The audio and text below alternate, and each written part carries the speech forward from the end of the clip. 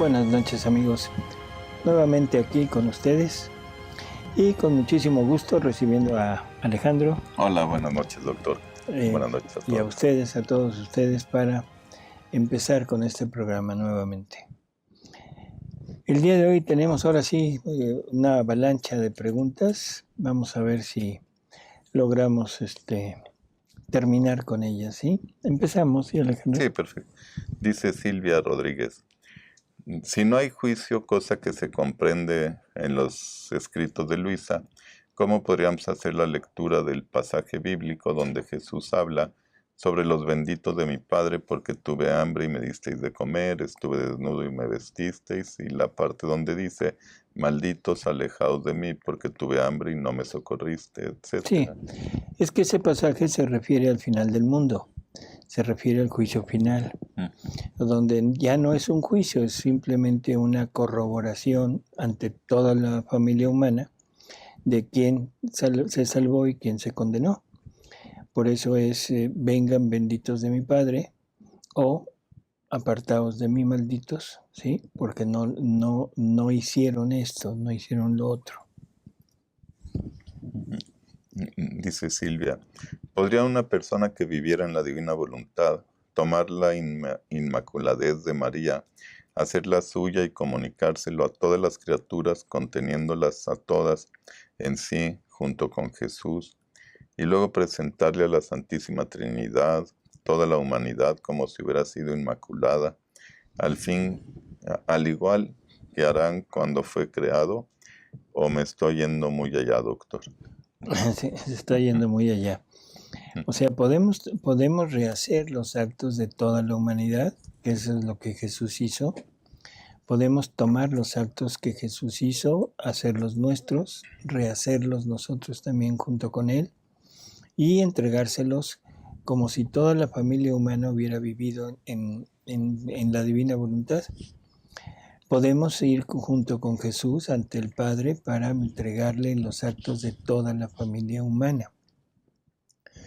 Pero aplicarle la inmaculadez a todas las personas, pues no. Pero en términos generales, o sea, si le presentamos los actos, es presentarlos como si nunca hubiera habido pecado. ¿Sí? Dice Silvia, aunque este no es un tema de la doctrina de la divina voluntad, tengo un gran problema en verdad cómo vivir esto en la divina voluntad, cómo lo hubiera vivido Jesús. Se trata de si debo o no ayudar económicamente a las personas que en mi país, con mucho más frecuencia que hace años atrás, piden en las calles. Pienso que darles dinero les llevará a mayor consumo de drogas o licor. Pero también pienso, tendrán hambre, se sentirán rechazados si les niego una palabra, una moneda, quizás comprarán comida, puede que tengan frío por dormir en las calles, etc. Y por más que he buscado en los escritos de María Valtorta, no he logrado encontrar algo en concreto respecto a esto. Cierto es que Jesús siempre daba dinero a los pobres que lo solicitaban, pero en aquellos tiempos no era tan usual lo de las personas que consumían drogas o alcohol, por lo menos no se menciona en los escritos. Solo una vez que Jesús se encontró con un soldado romano que estaba muy ebrio, y recuerdo que nuestro Señor, con el fin de ayudarle, no le prestó atención y lo hizo caminar y caminar mucho hasta que luego le dirigió una palabra. Si lo ve conveniente, y solo si lo ve conveniente, podría responderme cuál es su opinión al respecto. Bueno, aquí la opinión, o sea, no es que venga en los escritos, es una opinión personal. A estas personas, primero, antes que nada, es el sufrimiento de Jesús por ellos. Cada uno de ellos tiene a un Jesús agonizando en su interior, y eso nos lo habla Jesús tanto en Valtorta como en Luisa. O sea, es un Jesús que está muriendo, está agonizando ahí adentro. Entonces debemos ver a ese Jesús ahí, condolernos de él. Y luego de la criatura. Tienen necesidad, sí, mucha necesidad, tienen hambre, tienen frío, en fin. No veo por qué darles dinero, porque sabemos que el dinero lo van a usar en su vicio. Pero sí les podemos comprar, no sé, una torta, algo de comer, darles algo de comer, darles quizá, si tengo la posibilidad, darles una cobija, una chamarra. Si yo veo a un indigente en la calle en la noche dormido en el suelo y que no tiene nada con qué taparse, y sobre todo si ya es adulto mayor, pues hombre, o sea, con dolerme me desprendo de algo mío, de una chamarra mía, de algo que yo tenga y se lo doy. Eso no es fomentarle el vicio. Cuando menos la intención con que se la doy no es fomentarle el vicio. Ya lo que él haga con eso, eso ya es otra cosa, ya no depende de mí, sino depende de él. Y a mí se me tomará como una acción buena, y ya lo que él haga con eso, eso es otra cosa.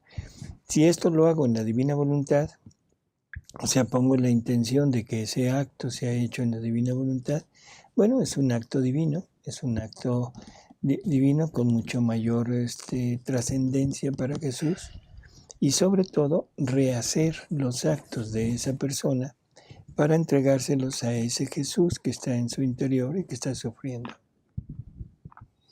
Dice Ángela, ¿se podría hacer para los niños no nacidos un bautizo de deseo en la divina voluntad? Esto es lo que Luisa hizo. Luisa en alguna ocasión toma la divina voluntad y bautiza a todos los niños que van a nacer.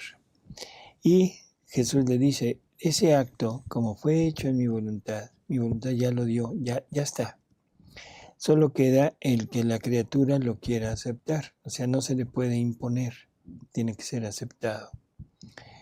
Nosotros podemos hacer la intención, unirnos a Luisa y bautizar a todos los niños del mundo. Sí, unidos al bautizo que Luisa hizo en la divina voluntad.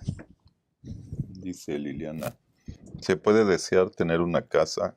Yo que toda mi vida alquilé. Bueno, yo creo que el punto de tener una casa es un anhelo que tenemos todos y que algunas veces se puede realizar, algunas veces no. Pero en la divina voluntad ya viene inserto aquí otro punto, que es estar conformes con lo que tengamos. Si Dios así lo decide, si Dios lo pone, pues tendremos acceso a una casa, cuándo, cómo, de qué manera, no sabemos, y no nos debe preocupar el cómo hacerlo. Si yo tengo la posibilidad de estar juntando, tengo un empleo, tengo algo, tengo ahorros, bueno, quizá puedo seguir ahorrando, no con la obsesión de la casa, sino con la cosa de decir, bueno, si Dios quiere, podré juntar o no juntar. Así que yo no creo que sea necesario estar deseando tener la casa. Dios sabe lo que necesitamos. Dios sabe si la casa es o no es necesaria, y estar atenidos a lo que nos venga dado. Algo así como lo que le dijeron a Luisa. Y esto está desde el Evangelio. Primero busquen el reino de Dios y su justicia, y todo lo demás les será dado por añadidura. Así que no se desespere, vivamos esta ausencia de casa, vivamos esta carencia de casa, vivirlo en la divina voluntad. Creo que eso es lo verdaderamente importante. Dice José, en la divina voluntad, ¿cómo pedir la restauración de mi matrimonio si mi esposa no es muy creyente? Si en la divina voluntad no hay la oración de petición, ¿cómo decirle a Jesús que tengo este descontento? Bueno, la primera parte es el cambio en mí. O sea, la desaveniencia con la esposa, la desaveniencia con el esposo, pues todo empieza, siempre se necesitan dos para que haya esa desaveniencia. Entonces, lo primero, el alma que está conociendo los escritos, que está entrando en este camino de querer vivir en la divina voluntad, lo primero que va a haber es un cambio en sus actitudes. Y ese cambio es sobre todo en el trato con la persona, si es que todavía viven juntos. Si ya no viven juntos, bueno, no sé cómo esté la situación, pero el punto es cambiar nosotros de acuerdo a lo que estamos viviendo.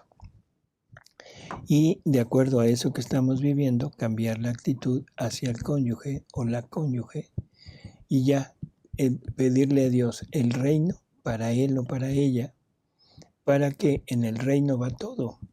Acuérdese de esto, en el reino va la luz para entender, la fuerza para resistir, el conocimiento para progresar, el amor de Dios, ahí va todo. Entonces, todo depende ya del libre albedrío de él o de ella. Así que nuestra parte, nuestra obligación es el cambio en nosotros y ese punto de trato con ella, con él, y petición del reino, que es lo único que podemos pedir, que se debe pedir. Dice Carol, ¿podrían orientarme si hay alguna fuente sobre la divina voluntad en que haya expresado alguna opinión o inspirado su santidad Benedicto XVI? Sí, o sea, está en el libro de Jesús de Nazaret. Él habla de que el hombre, o sea, tiene que ir adoptando poco a poco la voluntad divina y que cuando la adopte ya como una voluntad propia, no ajena, no una voluntad impuesta, no una voluntad contraria a él, sino una voluntad ya propia, él dice que en ese momento el hombre llega a su fin y el hombre se hace divino. Es muy interesante, pero muy preciso lo que dice, y ahí está expresado esta divinización del hombre a través de adoptar la voluntad divina como voluntad propia. Dice Marta, ¿por qué son pocas las personas que pueden ver a Jesús? Habría que preguntárselo a Jesús. Sí, o sea, no. Yo pienso que esto es totalmente tanto disposición de la criatura, esa entrega que la criatura tenga, y una decisión de Jesús de ver en quién es o no es recomendable el hacer presencia, ¿no? Dice Verónica, aquí en Nuevo Laredo no hay grupos de divina voluntad. ¿Puedo continuar únicamente con sus programas? Pues es a través de ustedes que Jesús me dio a conocer estas verdades divinas. Sí, yo pienso que, mire, en el programa de Libro de Cielo, estamos tratando de hacer un pequeño grupo virtual. O sea, un grupo virtual en donde no necesariamente estamos presentes todos, pero se va leyendo el Libro de Cielo, o sea, así lectura por lectura, y vamos tratando de hacer una pequeña, no sé, explicación de lo que nosotros alcanzamos a entender. Aquí no habría esa posibilidad de que ustedes externen lo que entienden, porque aunque uno de ellos es en vivo, pero no alcanzaría el tiempo para externarlo todo, pero sí una que otra pregunta con muchísimo gusto. Así que yo les recomendaría, si no hay nadie, si no tiene a nadie con quien juntarse, pues vamos a unirnos en este grupo virtual que tenemos en Diálogos Divinos. Yo le aseguro que vamos a sacar provecho de ello. Dice José, Dios le habló directo solo a Adán sobre el no comer del fruto del árbol y luego creó a Eva. Luego Adán le transmitió el mensaje a Eva. La serpiente le miente a Eva y ella al tomar del fruto duda de lo que le dijo Adán. O Adán come también por complacerle a su mujer. No, se los dice a los dos, es después de que Eva es formada, ya están los dos y la petición es para los dos. ¿Qué más dice? Dice que si Adán le transmitió el mensaje a Eva y que la serpiente le miente a Eva, y ella al tomar del fruto duda de lo que le dijo Adán, o Adán come también por complacerle a su mujer. Eso de complacerle no es exacto, porque lo estaríamos poniendo en el punto de para quedar bien con ella o no tener problemas. Aquí el punto es el que se le antojó el fruto, o sea, lo deseó. Y ese deseo era contrario al amor que le debía a Dios.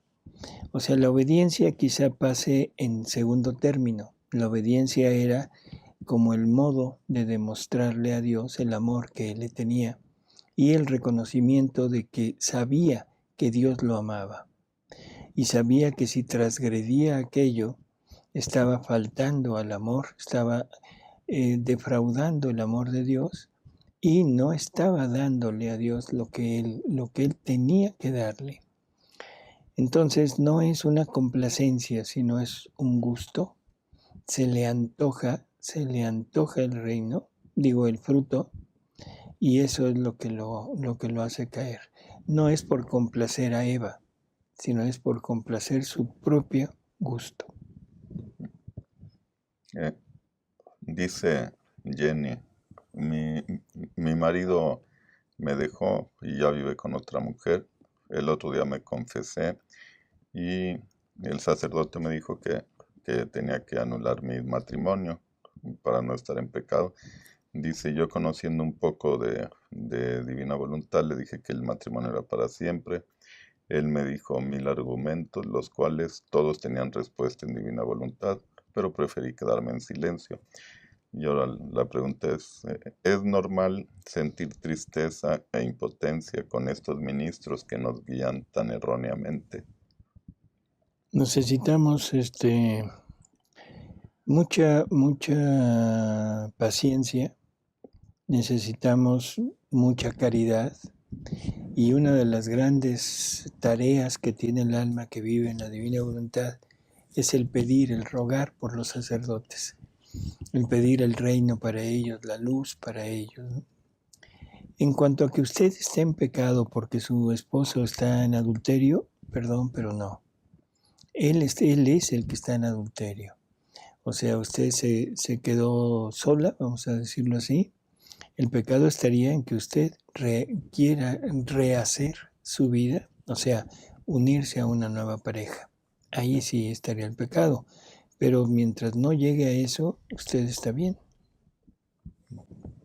Dice Alan, Jesús quería que lo recibiéramos en la hostia en cada ocasión que recibiéramos el alimento natural. ¿Cómo podría llegar a ser esto posible? ¿Se necesitaría un sacerdote en cada hogar o bien visitar la iglesia 3 veces al día?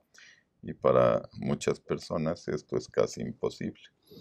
No pongamos el punto, o sea, de la dificultad, no lo pongamos en nuestros modos actuales. A lo que Jesús se refiere es que él hubiera querido, él quería que por lo menos una vez por cada vez que recibimos el alimento material, lo recibiéramos a él. No quiere decir que en cada comida, sino el recibirlo por lo menos 3 veces al día. Se está refiriendo a la necesidad que nuestro espíritu tiene de alimento. Un espíritu que no tiene el suficiente alimento es un espíritu que no crece, que no se desarrolla y por lo tanto está débil ante el ataque o ante el ataque de la naturaleza humana. La naturaleza humana está bien alimentada, está muy bien nutrida y tiene todo el potencial en cuanto a las actitudes humanas para derrocar al alma. En términos generales, bueno, eso es en forma muy vista así ¿cómo diríamos? Muy genérica, ¿no? Sabemos que el espíritu es bien alimentado con la oración, con la meditación y con la Eucaristía, aunque sea una sola vez al día, o a veces no se puede y de veces sería cada semana, cada domingo. Tiene la capacidad de poderse enfrentar a la naturaleza humana. Por eso es que en forma general decimos que Jesús quería esto para alimentar nuestro espíritu. Pero no lo pongamos como en las condiciones actuales. Si hubiéramos vivido como Dios quería, yo pienso que habría exceso de sacerdotes, no carencia, sino exceso. Y nosotros estaríamos cada vez más compenetrados y más adentrados en Dios. Ah, Verónica sugiere que si se puede hacer una meditación del Evangelio en divina voluntad, porque sí, desde la vez pasada lo ponía, porque las homilías o reflexiones que escucha como que se quedan cortas, porque no llegan a lo la que divina dice la voluntad. divina voluntad. Vamos a ver, o sea, en un tiempo hubo un tiempo en que se hizo una reflexión del Evangelio, pero después pues se quitó realmente, ¿no? Vamos a ver, o sea, es cuestión de tiempos, de posibilidades, pero es buena idea. Y dice Verónica, la siguiente es una duda pregunta. En el programa pasado una señora le comentó que estaba en muchas actividades de la parroquia y preguntó si debía dejarlas. Usted respondió que no, que podía vivirlo en divina voluntad, pero en otras ocasiones, especialmente en retiros que le he seguido por este medio, ha mencionado que no se debe mezclar lo anterior con esto, o que no se puede hacer lo otro en divina voluntad.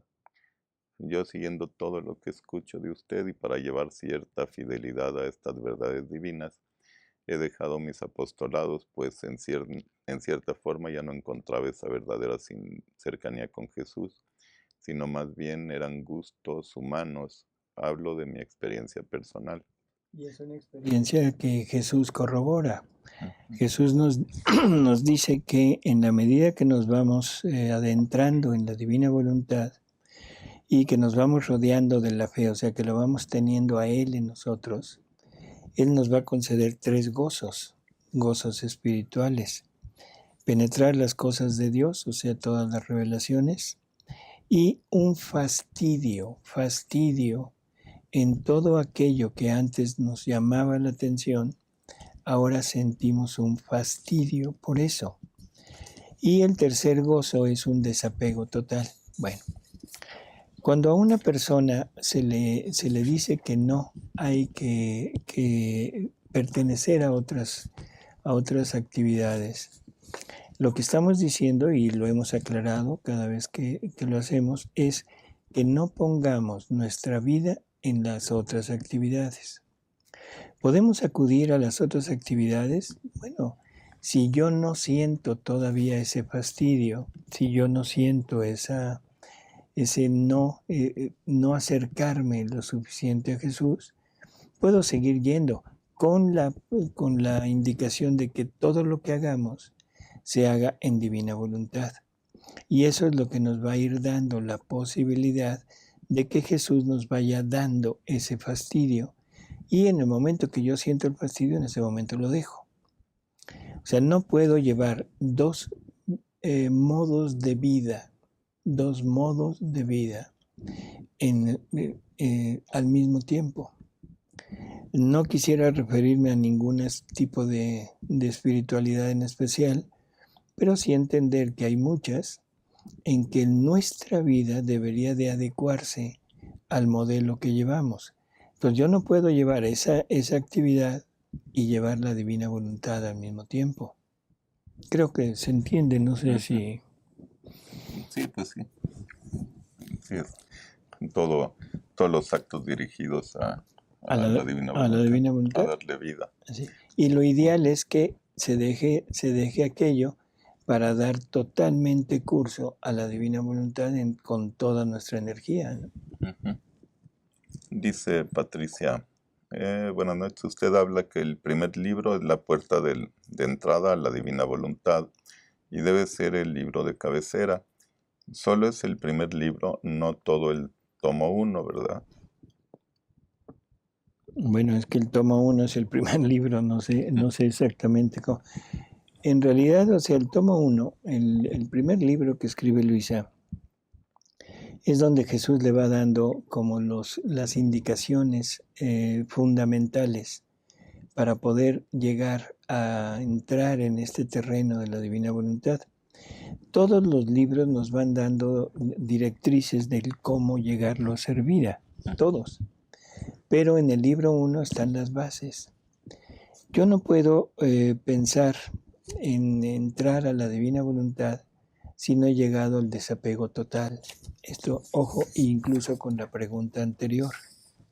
O sea, pero el desapego total es un don, no es un logro de nosotros, es un don. Es un don que se adquiere por medio de la fe, o sea, de tener a Jesús en nosotros. Y ese desapego total pasó antes por la parte del fastidio, de todo aquello donde antes nos llamaba la atención. Así que esto es paulatino. Simplemente vamos a, no sé, a dejar que corra lo que Jesús vaya haciendo en nosotros, pero siempre estará fundamentado en lo que nosotros hagamos por Él. Dice Rodrigo: doctor, un sacerdote me dijo que el libro de cielo era bueno leerlo, pero para la catequesis no más. ¿Se puede leer el libro de cielo y quedarse en santidad humana? Claro, puede usted leerlo y lo lee como una novela, como un libro piadoso, no como las enseñanzas de Jesús, no como lo que Jesús quiere, o sea, lo que Jesús anhela en este tiempo, y usted quedará en la santidad humana, sí, no hay problema.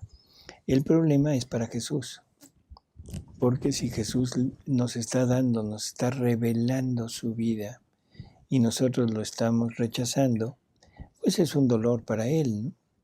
Es un dolor porque cada verdad que Él manifiesta, cada verdad que Él externa, es una vida de Él. Y es una vida que pone a disposición nuestra para crecer. Cuando la criatura no la acepta, es un rechazo que le estamos haciendo a esa vida, y es un rechazo que Él siente en sí y siente el dolor de quedarse con ese conocimiento, con esa vida y con esos bienes en su interior. Y decíamos en algún momento que esto es parecido a lo que San Pablo decía, que toda la creación gime con dolores de parto. Aquí el que gemiría con dolores de parto es Jesús. Está Él con todo aquello en su interior, como si estuviera embarazado de verdades divinas, y las quiere externar, las quiere que haya criaturas que las reciban, y nosotros no lo recibimos. Entonces, ¿qué pasa? Él queda con ese dolor, pero sin poder dar a luz la verdad que tiene en usted, en cada persona. Dice Adriana: doctor, al comulgar recibimos a Jesús y adquirimos su gracia. ¿Y qué pasa cuando no la podemos recibir, por ejemplo, por no poder casarse, por motivos de que la pareja es de una secta? Bueno, es que aquí ese problema, yo creo que lo debería de tratar con un sacerdote. O sea, sabemos, hasta donde yo entiendo, que hay un permiso especial para el unirse con una persona de otra religión, pero conlleva ciertas restricciones, ciertas cosas que hay que guardar. Por ejemplo, la persona que no es de la religión católica debe aceptar el casarse por la iglesia, debe aceptar que la educación de los hijos debe ser en esta religión. Yo lo que diría, y perdón que lo diga de esta manera, pero bueno, las cosas claras creo que son mejores. Si yo voy a contraer un matrimonio que es para el resto de mi vida, conociendo a Dios, no estoy hablando de personas que no conocen a Dios y que todo lo hacemos, y digo lo hacemos porque así lo hemos hecho casi todos, nunca hemos consultado a Dios, nunca nos ha interesado Dios en nuestro matrimonio. Nos interesa el gusto, la atracción, quizá la conveniencia, lo que llamamos amor, en fin, pero nunca ponemos a Dios por delante. Entonces, en la actualidad, yo pienso que una pareja que realmente esté adentrada en Dios, o si no la pareja, una persona, lo primero que debería de hacer es pedirle a Dios una pareja santa. Y eso lo dice Jesús muy claro en María Valtorta. Porque las personas que se quejan de su matrimonio, que quieren desunirlo, que ya no toleran, dice, perdón, pero es culpa de ustedes, porque ustedes nunca se dirigieron a nosotros para pedirnos un cónyuge santo. Lo escogieron ustedes. Parece algo muy duro, muy fuerte, pero es una realidad. Si todavía no se une, por favor, no llegue a eso. ¿Para qué vivir el resto de su vida en una continua pelea o quizá en que usted se salga y se vaya a otra religión? Qué riesgo tan tremendo el estar el alma en ese conflicto. Si él es más o menos dócil y acepta las condiciones de la iglesia y las cumpliría, bueno, ahí podría haber quizá ese permiso que usted podría pedir, pero eso mejor con un sacerdote. Dice Esther, qué lindo que Jesús aceptó en su alma y cuerpo lo que yo merezco por mis pecados. Hoy tengo que buscar y tomar lo que me merezco desde su cruz para reparar a mi Dios amado Jesús. Esto es reparar. Uh-huh. Así es. Buscar lo que Él hizo por nosotros, hacerlo nuestro y dárselo, ofrecérselo. Dice José Luis, me invitaron hoy a una consagración al corazón inmaculado de María. Yo no lo hice porque pienso que la consagración perpetua en divina voluntad es única y plena. ¿Estoy correcto? Uh-huh. La consagración es el fondo de una consagración, es el dedicar lo consagrado al uso exclusivo de aquello a lo que se consagró. Una iglesia se consagra y quiere decir que ese edificio, ese lugar, está única y exclusivamente al servicio de la iglesia, al servicio de Dios. Si uno se consagra al abrir el corazón inmaculado de María, de Jesús, como sea, estamos poniendo la intención de que en todo en nosotros quede a disposición del servicio de Dios. Ahora en la actualidad, esta consagración a la divina voluntad pues, nos pone en el punto de consagrarnos a la vida divina en el sentido y en la forma como Dios quería que estuviéramos. Y en esa divina voluntad está Jesús, está María, está todo. Por lo tanto, ¿estamos consagrados a María en la divina voluntad? Sí. ¿Estamos consagrados a Jesús en la divina voluntad? Sí. Con esa consagración es suficiente. Dice Anabel, yo perdí involuntariamente un bebé. ¿Eso cuenta como pecado y debo confesarlo? ¿O No. solo reparar en divina voluntad? No, cuando es una pérdida, un aborto, o sea, pero que es espontáneo, pueden ser por muchas causas, pero generalmente es una causa física, una causa de una enfermedad. Por lo tanto, en ese momento, o sea, no hay una culpa de usted, no necesita confesarse, no necesitan nada. Nada más una cosa que sí creo que se nos ha ido pasando a través del tiempo. Ese bebé, ese embrión, ese feto, no importa la edad, ya tenía un alma. Dios ya había creado un alma para ese ser. Y esa alma está en Dios, eso es seguro. O sea, ¿por qué? Porque en ese momento de encuentro con Jesús, ahí es un alma que no ha tenido contacto con el mundo, que no ha estado en contacto con nada malo, que recuerda todavía, tiene el recuerdo de la creación, de su creación por las manos de Dios. Y en ese momento, o sea, funciona el bautizo que Luisa hizo, funciona la decisión de la criatura cuando Jesús le pregunte, ¿quieres conmigo? Sí o no. En ese momento, la decisión de esa criatura será su bautizo. Y está en el cielo y lo vamos a encontrar en el cielo. Usted no perdió un hijo, tiene un hijo. Un hijo que no sabemos quién es, que no sabemos si es hombre, si es mujer, que no sabemos nada de él, pero sabemos que existe. En Dios está y en Dios lo va a encontrar. Todos sus actos, o sea, enfóquelos no solo a su hijo, sino a todos los niños abortados, espontánea o voluntariamente, para que tengan mayor gloria en el cielo. Dice Rodrigo, entonces la vocación religiosa o matrimonial es una decisión humana y lo que la haría divina sería la intención. Sí, aunque la vocación es de Dios.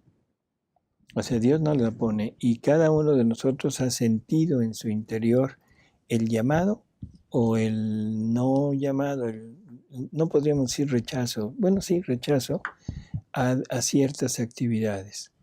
Tenemos vocaciones profesionales. Cada uno de nosotros tiene determinadas características dadas por Dios que nos van a ayudar en el desarrollo de una actividad, que puede ser una actividad técnica, una actividad, o sea, de cualquier índole, en las matemáticas, en la biología, en las ciencias sociales, en fin, tenemos esa vocación. Pero también existe una vocación religiosa. Tenemos ciertos llamados de Dios para ser sacerdote, para ser religiosa, para ser un consagrado, en fin. También tenemos un llamado al matrimonio. O sea, las personas se sienten inclinadas al matrimonio. O sea que la vocación es de Dios. A veces nosotros tergiversamos esa vocación y no importa el motivo, y hacemos lo contrario.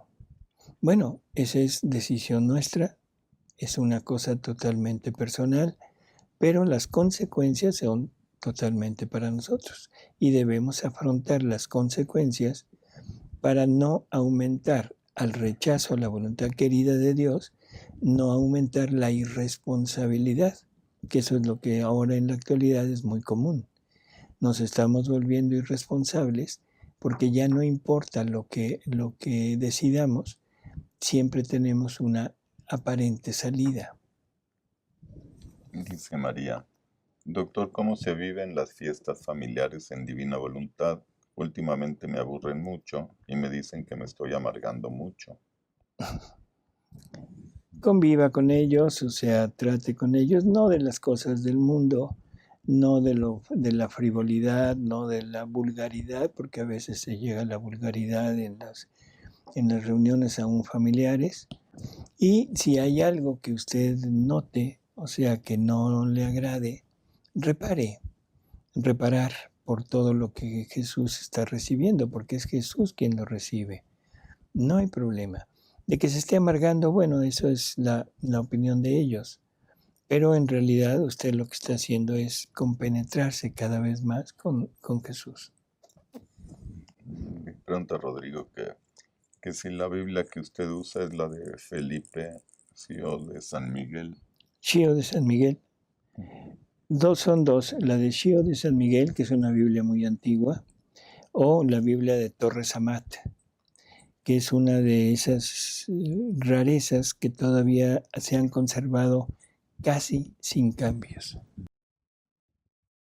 Dice Lucy, ¿podría por favor explicar los pasos a través de los cuales, por María, en la divina voluntad, pasan los dones o las bendiciones a la Iglesia y a cada uno de nosotros? No son los pasos, es Jesús deposita todo en ella. Recuerden que en Luisa nos habla de que cuando Dios quiere hacer una obra que es para el bien universal, para todos, primero esa obra la trata con uno solo. Y cuando ese uno le paga por todos, entonces ya decide darlo a la humanidad. Por lo tanto, la redención la trata con María. En María es depositado todo lo que Jesús iba a hacer y la divinidad espera el pago de María a nombre de toda la humanidad. Cuando María le paga por toda la humanidad, entonces Dios decide dar aquel bien, aquella obra, ya decide que sea para todos. Entonces María es la depositaria de todo lo que Jesús hizo en este mundo. Ese es el mecanismo. Dice Marilu, un ejemplo, no sé si es continuación. A ver, lo leo todo. Dice un ejemplo, mi esposo y yo estamos casados por la Iglesia Católica, pero él siendo pentecostal, él me invita a ir con él. Al principio lo pensaba porque no me sentía bien, pero ahora lo he tomado como un acto en la divina voluntad y me he sentido en paz. Pero luego me dice mi esposo que mi lugar es estar con él, que no debo ir a la Iglesia Católica y me duele. ¿Qué debo hacer? Usted dígale que su lugar es estar con usted. O sea, creo que aquí las cosas no son de imposición. No debe haber una imposición.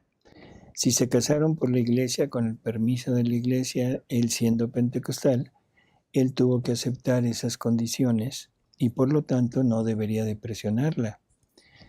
Una de las cosas, esto no es divina voluntad, esto es simplemente opinión así. Cuando una persona realmente ama a otra, por ningún motivo la obliga. Le puede sugerir lo mejor, pero obligarla, no. Si él está tratando de obligarla por medio de un chantaje sentimental, porque eso es lo que está haciendo, de decirle tu obligación es esta, yo creo que con toda honestidad usted puede decirle perdón, pero tu obligación y tu aceptación para casarnos fue esta. Entonces tú deberías de estar acá. Ojalá y él permitiera cierto diálogo religioso para que usted pudiera irle imbuyendo algunas de las ideas de nuestra religión. Lo más probable es que no lo acepte, pero bueno. En fin, no sé, creo que esto también sería bueno consultarlo con un sacerdote. El ir a sus reuniones de vez en cuando no creo que haya problema, usted no se va a convertir por eso y le podría servir para reparar. Dice Mónica, ¿me podría explicar el milenarismo en la divina voluntad? No tengo así como explicado, no hay así. Ese milenarismo que se habla en el Apocalipsis, se habla de 1000 años que el demonio va a estar encerrado y donde el reino de Dios va a estar en la tierra. La iglesia ha dicho, se ha cansado de decir que eso no se puede enseñar con seguridad. Así, total. Lo único que sabemos es que el reino de Dios, dicho por Jesús, va a tener una duración de 40 siglos. No sabemos si desde el momento de su resurrección o desde el momento en que el reino se funda en Luisa.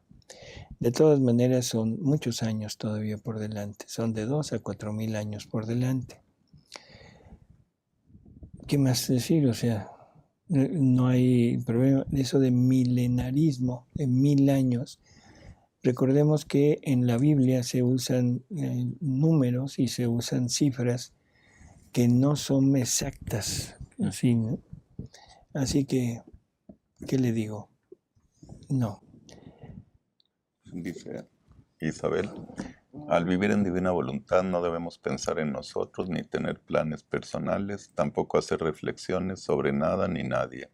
Entonces, al querer reparar y pedir perdón por alguien específico, mejor pedimos el reino por ellos, pues entiendo que al reflexionar juzgamos. Así es. Pedir el reino para todos. Y el reino se pide con los actos, se pide cuando se posee la divina voluntad. Creo que casi terminamos con estas preguntas, Sí, ¿verdad? estas sí todas. Y las que restan, con mucho gusto en el próximo programa las podremos resolver. Disculpen, pero muchas gracias por estar aquí. Gracias, Alejandro. Gracias a usted, doctor. Gracias a ustedes y buenas noches. Y gracias por sus comentarios.